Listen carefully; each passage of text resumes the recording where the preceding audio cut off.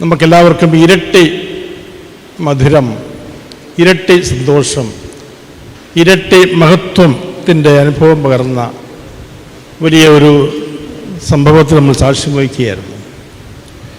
ഇരട്ടി മധുരം, ഇരട്ടി സന്തോഷം എന്ന് പറയുമ്പോൾ പലരും സൂചിപ്പിച്ചതുപോലെ കർദിനാളായിട്ട് നിയുക്തനായിരിക്കുന്ന ഒരു വൈദികൻ ഇന്ന് മെത്രാപ്പൊലീത്തയായിട്ട് അഭിഷേകം ചെയ്യപ്പെട്ടിരിക്കുന്നു.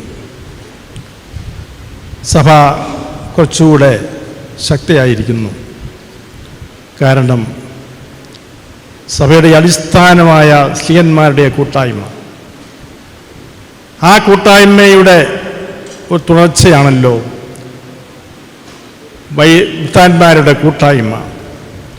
ആ കൂട്ടായ്മയിലേക്ക് ഒരാൾ കൂടി ചേർക്കപ്പെടുമ്പോൾ സഭയുടെ അടിത്തറ കൂടി ബലവത്തായി തീരുകയാണ്. ഇന്ന് സുവിശേഷങ്ങളിൽ വായിച്ചു കേട്ടതുപോലെ രണ്ട് കാര്യങ്ങൾ ഈശോ ആഗ്രഹിക്കുന്നു, ആവശ്യപ്പെടുന്നു. ഒന്ന്, അചഞ്ചലമായ സ്നേഹം തന്നോട്. മറ്റൊന്ന്, തന്നിലുള്ള വിശ്വാസം. ഇത് രണ്ടിനുമാണ് ഈശോ ഏറ്റവും കൂടുതൽ വില കൊടുക്കുന്നത്. ഈശോയോടുള്ള നമ്മുടെ സ്നേഹം, അതുപോലെ തന്നെ ഈശോയിലുള്ള നമ്മുടെ വിശ്വാസം. ഇത് രണ്ടുമാണ് സഭയുടെ അടിത്തറയ്ക്ക് ബലം നൽകുന്നത്. ചെറിയ കാര്യങ്ങളിൽ വിശ്വസ്തനായിരുന്ന കൂവക്കാട്ടച്ഛനെ ഇന്ന് വലിയ കാര്യങ്ങളിൽ നിയമിച്ചാക്കിയിരിക്കുകയാണ്.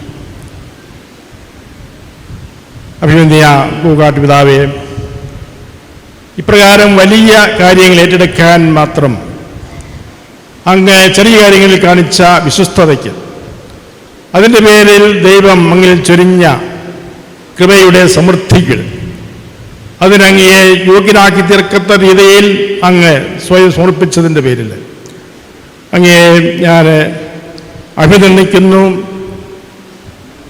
എല്ലാ ദൈവാനുഗ്രഹവും നേരുന്നു, പ്രാർത്ഥിക്കുന്നു. ഇനിയും എന്തെല്ലാം നിയോഗങ്ങളാണ് വരാനിരിക്കുന്നത് എന്ന് നമുക്ക് നിശ്ചയമില്ല. എങ്കിലും ദൈവത്തിൻ്റെ പദ്ധതി അങ്ങിൽ ഏറ്റവും സമുചിതമായ രീതിയിൽ നിറവേറും എന്ന് പൂർണ്ണമായിട്ട് വിശ്വസിക്കുന്നു. നമ്മുടെ സഭയ്ക്കും ഭാരതത്തിനും നമ്മുടെ അതിരൂപതയ്ക്കും തീർച്ചയായിട്ടും ഇത് വലിയ ഒരു സമ്മാനമാണ്.